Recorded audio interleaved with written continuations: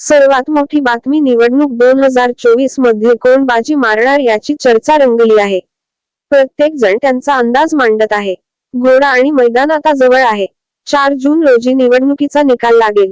पण त्यापूर्वीच एका मोठ्या चर्चेला तोंड फुटले आहे. लोकसभा निवडणुकीच्या निकालानंतर उद्धव ठाकरे हे भाजपसोबत जातील असा दावा करण्यात येत आहे. वंचितचे आघाडीचे प्रमुख प्रकाश आंबेडकर यांचे याविषयीचे वक्तव्य पण चर्चेत आले होते. या प्रश्नावर शरद पवार यांनी पण उत्तर दिले आहे. एका मुलाखतीत त्यांनी याविषयीचे मोठे विधान केले आहे.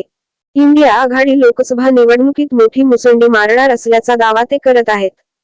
या निवडणुकीत भाजपला आसमान दाखवणार असल्याचे दावा इंडिया आघाडीतील सर्वच पक्ष करत आहेत. महाराष्ट्रातील निकाल या निवडणुकीला दिशादर्शक असेल असे दावे करण्यात येत आहेत. तर दुसरीकडे भाजप पूर्ण बहुमताचा दावा करत आहे. केंद्रीय गृहमंत्री अमित शाह यांनी काँग्रेस नावाला पण उरणार नाही असा दावा केला आहे. 50 जागांच्या आत हे सर्व गुंडाळले जातील आणि एनडीए बहुमताने तिसऱ्यांदा सरकार स्थापन करण्याचा दावा त्यांनी केला. अब की बार 400 पार असा नारा पंतप्रधान नरेंद्र मोदी यांनी दिला आहे.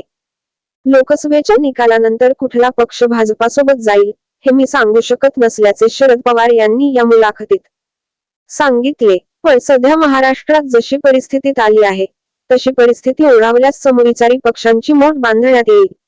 त्यासाठी आम्ही प्रयत्नांची पराकाष्ठा करू. देशाला स्थिर सरकार देण्यासाठी एक समान कार्यक्रम तयार करू आणि जर संधी असेल तर तिचा पूर्ण फायदा घेऊ असे मोठे वक्तव्य त्यांनी केले.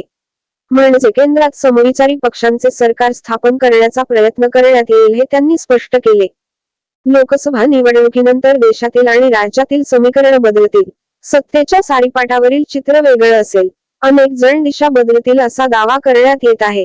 उद्धव ठाकरे भाजपसोबत जातील असा दावा वारंवार करण्यात येत आहे. त्यावर शरद पवार यांनी उत्तर दिले आहे. उद्धव ठाकरे भाजपसोबत जातील याची अजिबात शक्यता नाही. अजिबातच नाही. उद्धव ठाकरे भाजपा आणि मोदींसोबत जाणार नाहीत असे तीनदा पवारांनी या मुलाखतीत हसून सांगितले.